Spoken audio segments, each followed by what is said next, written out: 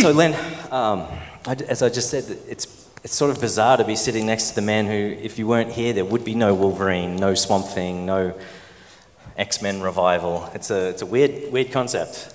Only the people who know who those guys are. I think there's a few people that know Wolverine these days. So, from what I understand, comic books were an important part of your youth. There was some hospitalization, and can you tell us about what happened there? I've never been healthy my entire life.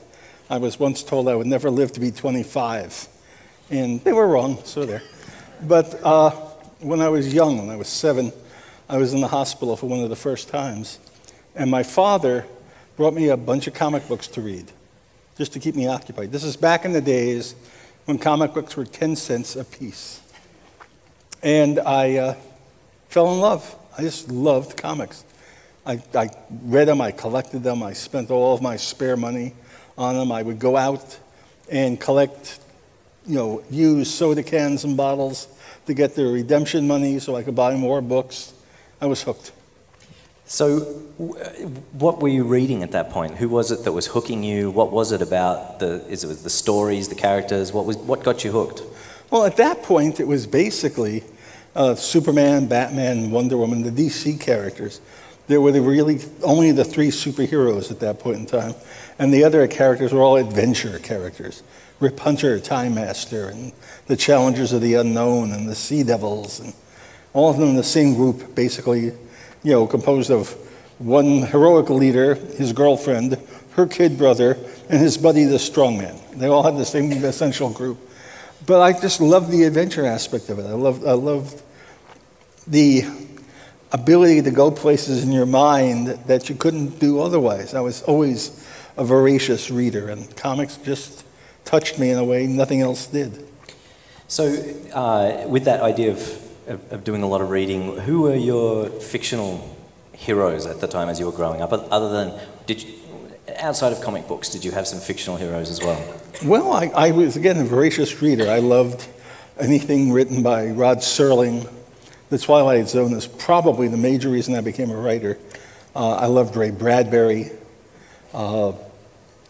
Just all sorts of writing. I love the music of the language. Fantastic. So what about real-life heroes? Who were you looking to in the news or the history, or who were you? If I had to pick one person, Edward R. Murrow. And why? And let's some of the audience isn't going to know who that is. Edward R. Murrow. There was a wonderful movie made by George Clooney about 10 years ago called Good Night and Good Luck. Ed Murrow was a radio newscaster back in the days when they didn't just read off the prompters, when they actually wrote their own articles. Guys like himself and Walter Cronkite and various others. During World War II, Ed Murrow reported from London. He would stand on rooftops during the Blitz as bombs were falling all around him and go, "This is Edward R. Murrow, and this is London," and tell you what was going on. And bombs were literally falling hundreds of feet from where he was standing, and he wouldn't move. There's a great line from James Cagney, the classic actor, about how to act, which is, you hit your mark, you plant your feet, and you tell the truth. And I think that's so important, because so little of that is being done today. Right. So, I think there's a lot of equivalency there with the news media exactly. now. Exactly. People standing out. It was, Ed Murrow was one of the guys who brought down, I can do this, Joe McCarthy, who was running the terrorism campaign that was the blacklist of the late 40s, early 50s, destroyed hundreds of lives. So what about nowadays? Who are your real-life heroes? Who do you look to? Who inspires you today? Well, so many people. I have to admit, Stephen Colbert and Jon Stewart, guys who plant their feet and tell the truth, but just tell it in a way that it's palatable to the audience. Fantastic. So despite your earlier insistence that people might not know the characters that you've created, you've created so many characters. What are you thinking about when you're creating a character from scratch, what is what's important for the hero part of this superhero that you're creating? I think my entire career I have worked very hard at writing about the human condition. It's all about the humanity of the character, no matter how inhuman they might appear physically. I used to have friends who would tell me in the early days of Swamp Thing, I can see you in him. I read that book and I see you. I know what you're going through. I know what he's going through in his search to recover his humanity. I think that's true of every character. If there isn't a heart to them, if there isn't a reason for what they do, if it doesn't matter, then what's the purpose of the character? How can you become connected? So one of our guys, Matthew, I think he's got giant-size XMen behind the scenes or something with that you were responsible for, with some background information about, and there were some characters that you created that never Yes. made it. Are you able to predict that? Do you get a sense for, okay, this character is going to be well received and this one maybe not? I think if anybody could predict that sort of thing, we'd all have much bigger houses. You really can't. I have always sat down and written what I felt was good. Early on in my career, I made a terrible mistake, and I learned from it. When I was writing The Mighty Thor over at Marvel, he's had, some folks remember, he's had 2 girlfriends back in those days. It was Jane Foster, the human nurse, or it was the goddess Sif, who was, more close to the fables and the mythology. And Jane Foster was the character I was using when I started writing the book. And for the first 6 months, I get letters from the readership, dozens and dozens of letters every month going, and we hate Jane Foster. She's dumb and stupid and boring. Bring back the Lady Sif. And they were vociferous about this. They really wanted it. And I said, well, clearly I'm making a mistake. So I was in the middle of a story that was taking place in Asgard, and Jane Foster wandered into Sif's abandoned, living space and got attacked by a troll or something. I don't remember what it was. And she picked up Sif's sword in an effort to defend herself and took a terrible swing. And much like Thor back then when he smacked his stick on the ground, she banged the sword against the wall, and there was lightning, and suddenly she had turned into Sif. And I said, that should solve that problem. And the mail started coming in for the next 6 months. Get rid of Sif. She is dull and she is boring and she is stupid. Bring back Jane Foster. We much prefer her. And that would be okay. I wouldn't have any problem with that until I realized the mail was coming from the same people. And I said, oh, got it. They have no idea what they really want. And from that point on, I've written the stories I want to tell, hoping that I'm my audience. And I've been fortunate in that mostly I have been. So you've had a long career, and it's not necessarily a common thing in the comics industry, right? No. So what do you attribute that to? Is it that, wow, you had some big early successes with Swamp Thing and Wolverine? Is it something that you're doing specifically that's making your work stand out? I think it's persistence and never settling on your laurels. Early in my career, when Marv Wolfman, an old dear friend of mine, and I were working at DC, we got blackballed for something we had not done, but had been perceived by the powers that be that we had done it. And they said, that's it, you're done. And I had just hit there. I was assigned, literally the week before we got blackballed, 3 new titles that I always wanted to write. I was going to be doing a bunch of books. And suddenly I was out of the company I've been working for all these years. Marv said, well, I guess we're out of the business, and took a job as an art teacher out on Long Island. I went, there's a company called Gold Key Comics, which used to do wonderful adaptations of TV shows and, Donald Duck and the Disney characters. I'm going down there. And I walked in, and there was a very now, I tended even then to dress kind of like this. And I walked into their office one day, and they're very much in jacket and tie. The editor was Wally Green. His assistant was a man named Paul Kuhn. And I was 22, perhaps. And I said, hi, I'd like to write for you guys. And the two of them looked at me as one and said, in God's name, why? And I said, because I'm a comic book writer, you're a comic book company, and I think we'd help each other. And they said, good enough. And so for the next 2.5 years, I did a great deal of writing for Gold Key. And then finally, they discovered that the thing that we'd been accused of at DC was not our fault. They found who actually had done it, and we got, sheepishly invited back. And they offered me a good deal more money at the time than Gold Key was paying me. And I went to them very reluctantly because they had been loyal to me. They had supported me when I needed it and said, look, I just got, an offer at DC for a whole lot more than you guys are paying me.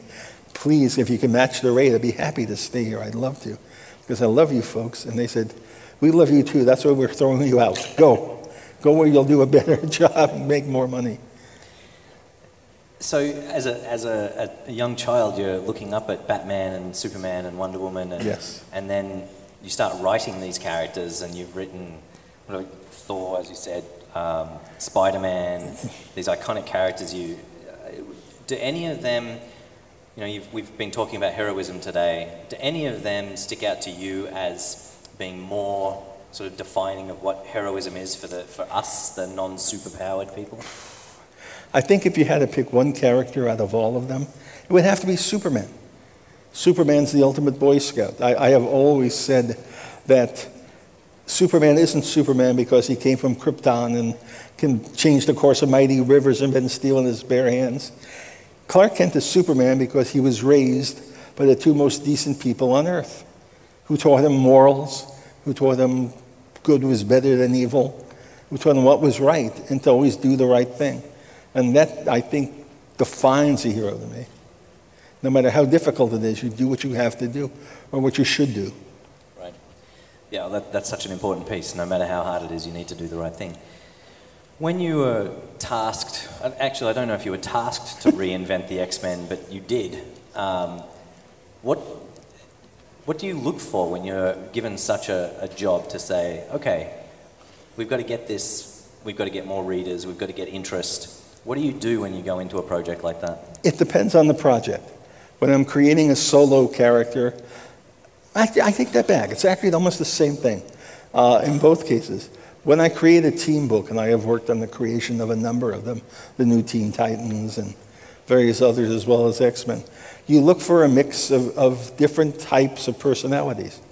You want things that will clash, things that will complement one another, characters you can mix in different ways that give you different stories to tell. How does Nightcrawler respond to this as opposed to Colossus or, God help us, Wolverine? It's all an aspect that, even in single character books, and I've created a number of those, you try to create a supporting cast that gives you the same elements. That gives you conflict, that gives you support, that gives you point of view. Yeah. So Wolverine's an interesting piece of the comic world, I think, in that he was early on, he wasn't Superman or even Batman who had these great intentions. He said he's very wild, right? Mm-hmm. What do you, and I see that in modern comics, that there's a lot more focus on aggression and vigilante, and there's a lot of dark sort of anti-heroes. What do you think, how does that fit into your childhood image of what comics were all about? Well, in many ways it doesn't. When I created Wolverine, and I was not supposed to be writing the X-Men book when they came back. There was another writer who fell through and they asked me to take over the assignment. But when I first created Wolverine, I created him in the Hulk. And one of the reasons I made him a mutant was because there had been discussion at Marvel for several years about bringing back the X-Men as a team of international characters. So I said, well, great, I'll give them a Canadian if they need or want one. And it came out that way. But my first instinct and he was the easiest character in the world to create. I was actually given the name by Roy Thomas, who was the editor at the time. And he said, give me a Canadian superhero. I want to hear how you write a Canadian accent, which was the oddest thing I ever got told. But I went and I researched Wolverines and found out they were short, hairy, stocky little creatures with razor-sharp claws who would take on animals 10 times their size and had absolutely no fear. I said, well, that's it, I'm done. And we started from there, but to me, at those initial stages, what made Wolverine a superhero was that his natural instinct, being that type of character, was to gut you. You know, you got into a conflict, he goes snicked and goes, and you're in two pieces. But what made him a hero was that he got that instinct and he snicked it, but the blades would stop this far. He would never do that because it was just wrong. And after I'd given the book up and Chris Claremont took it over, he had an issue where Wolverine had to face a bunch of henchmen of some villain, and he basically diced them all to pieces, and that's when he became a huge star.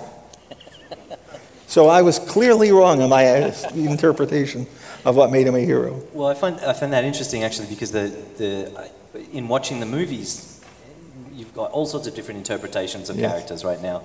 But in the movies, it seems in particular in the XMen movies, he is much more like what you created, I think. But in the Wolverine individual movies, it was much more aggression and much more cutting people up. Well, different directors. Exactly, right. So how do you... I guess that you've worked with all these characters. What impetus is there for you to put your own spin on these iconic characters? So how does someone come onto Batman and say, okay, this is my Batman? What do you do with that? Well, you do that. You kind of look at what the character has been. You take the parts you like most, you disregard the parts you like least, and you try to make an amalgam of what works best for you without violating the initial spirit of the character. I mean, with my very first, I had written a number of one-shot Batman stories over the years, but when it became my regular assignment, the first thing I sat down and did was think about it. And I'm thinking, all right, here's a multi-billionaire who runs one of the world's great international corporations and spends 23 and a half hours a day swinging around the city in a bat suit. Somebody has to be running that company, and it can't be him. And I invented Lucius Fox to fill that spot. And I had no clue Lucius would become what Lucius has become. Yeah, it's very interesting. So, one of the most famous reinterpretations of heroes of recent decades is Alan Moore's Watchmen, which you were the editor for, and Yes, I've read you just sat and watched him deliver scripts, right? This is a genius scriptwriter. Yes. So what was your role, I guess, on that? Well, it was steering them and it was partly in the packaging. Originally, it was going to be, even though it was going to be 12 issues, we were going to do this regular comic. There would be house ads, there would be a leather column, things like that, as all the other books had at the time. And I thought about it as I started putting together the package. I went, well, that's really not fair. This is one of the first limited books that had ever been done. And I'm thinking, anyone who writes letters in on the last 3 or 4 issues will never see them printed because you are always covering 3 or 4 issues behind. So I thought about it, and I said, maybe we should just not do that stuff. Maybe we should fill the extra pages with stuff that illuminates aspects of the story that you can't really tell in the comic book format. And so there were chapters in novels, there were all kinds of things. There were psychological reports, I think. Right. We did all that sort of stuff to fill out the book. Yeah. So for me, it's a really intriguing book. For me, for a lot of people, I find it very interesting in the interpretations of the different types of heroes. So you've got there's a couple of heroes who are essentially fighting crime in conjunction with law and order. Mm-hmm. And they obey the laws. And then you have someone like Rorschach who has a very clear idea of what's right and what's wrong, and the laws don't matter. Very vigilante. But then you also have someone who is a Batman type of billionaire, inventor, athlete, who says it's bigger than just this person and that person and this person and that person. There's a bigger solution. So, spoiler alert, we're going to wipe out millions of people to save change billions. things, to save billions. And then you also have someone who just completely transcends good and bad and says, we're all just specks of dust, basically. So what were the conversations like with that? Was that very deliberate? Well, when the project began, it did not begin as Watchmen. It began as a way for DC. Dick Giordano, who was editorial coordinator at the time, had been the editor-in-chief over at a tiny little company called Charlton Comics years before, and he did a line of what he called action heroes as opposed to superheroes. Only one character in their entire line, a character called Captain Atom, had superpowers. And he wanted to revive the characters that DC had just convinced DC to buy the rights. And so we offered it to Alan. Alan said, oh, that should be interesting. And he went home and he put together a prospectus and wrote an overview. And it's essentially the overview of Watchmen, which means that by the end of the 12 issues, most of the characters are dead. And Dick looked at me and Alan and said, we just spent a whole lot of money on these characters. You can't really kill them in the first story. That would be bad. And we said, so what do we do with this? And Dick says, well, it's a great story. Why don't you just come up with new characters to replace the Charlton characters and go ahead with that? And so every one of those characters is actually a parallel to one of the Charlton heroes. You know, the Night Owl is the Blue Beetle, and Silk Spectre is Nightshade, Dr. Manhattan is Captain Atom, the comedian's the Peacemaker. I've forgotten some of the... Rorschach is Steve Ditko's Question. So, and I don't know if this is an actual attributed quote to Alan, but it sounds... I remember the idea being that he was writing this to end superhero writing, basically, that no one would be able to write superheroes after this. Was that communicated to you while you were editing it? Was that a goal? Absolutely not. And I don't think he felt that either, because, you know, why put an end to an industry that you're making money out of, for one thing. But I know that he regretted having done what he did in that respect, because it came out about the same time as Frank Miller's Dark Knight came out, also very dystopian, everything's rotten, the world's coming to an end. It's Thursday and everything sucks. And both books sold exceptionally well. And unfortunately, there is a line in Hollywood which I love, which is that in Hollywood, nobody ever wants to be first, but everybody wants to be the first to be second. Right. So everyone else said, well, those are selling. And the entire industry went this way and followed The Dark Knight and Watchmen into darkness, to the point where about 5-10 years later, well, he was sort of self-publishing through DC with the ABC line. Alan came up with what he called the 1969 line, where he did a bunch of parallel, much like he had done with the Charlton characters, a bunch of takeoffs on a lot of Marvel characters, upbeat, funny, perky. And he actually said to me, he said, well, they followed me into the darkness. Maybe they'll follow me back into the light. And unfortunately, it didn't work. They never even finished that series. Everybody liked the darkness too much. And I think that, fortunately, I think the industry is, just by natural evolution, starting to go back this way again. And do you think that the comic industry is leading that, or do you think they're following the lead of the Avengers movies? And the Iron Man sort of started that off where it was much more lighthearted than Nolan's Batman, and it seems they're much more fun. I'm not sure it's entirely that. I mean, in the old days, when there was a superhero movie, the sales of the comic book that related to it would go up like crazy. They triple, quintuple, whatever. Now, movies don't affect the sales of comics at all.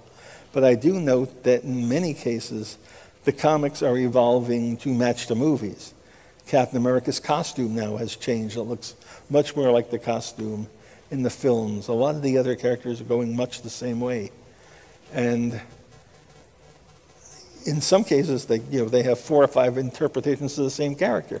I think at one point there were 5 Nick Furies running around Marvel. All of them were different. And they've at least homogenized that down into the Sam Jackson one. Right. So, just 2 more questions, I think. Well, it's pretty broad, I suppose. But how did it feel when you became, I think you were editor-in-chief of DC Comics, essentially in charge of those very same characters that you were inspired by? What did that do for you? Was it something you considered and thought, what am I doing here? Or what was your hope with those characters? I actually, for all the years I have been a writer, I prefer being an editor. Because as a writer, you control the story. As an editor, you control the book. That means the coloring, the lettering, the whole visual aspect of the comic. And I love that. I love being able to design things and make it all work.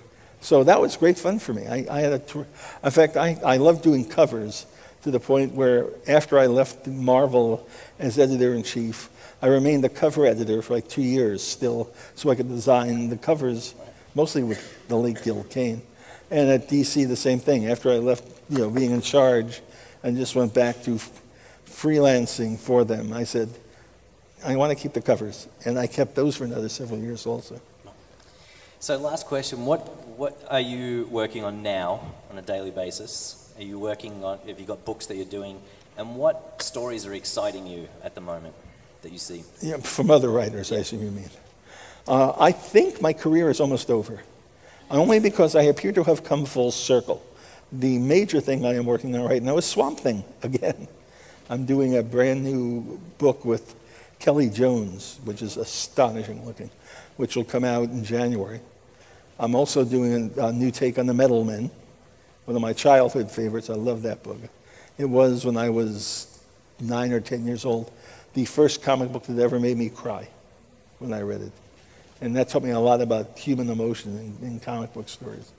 There was a wonderful, bizarre editor named Bob Kanigher, who is the only writer in comics I use as an influence on my own work, I acknowledge. The others are people out of business, like Serling and like Bradbury. It's important to touch on the emotion. I love that. I'm having fun with that. Other people whose stuff I really like, I'm enjoying almost everything that Mark Waid is doing right now. His Daredevil book has been amazing. And he gets to do some of the other characters I wish I was doing, like the Green Hornet, because I'm a big fan of the old radio and pulp stuff. Well, Len, thank you very much for your time. Len's going to go out to the signing booth. You guys have got a special surprise coming up for about 10 or 15 minutes. While Len gets out there, you'll be doing something cool. I will not be naked. It's not that kind of a surprise. Check the contract. So Len's going to be out there. There's some books out there for sale if you want to. But stick right here. Give us some time to get out there. And we've got a special surprise coming up. So let's give a round of applause to Len. Thank you. Thank you very much. Thanks.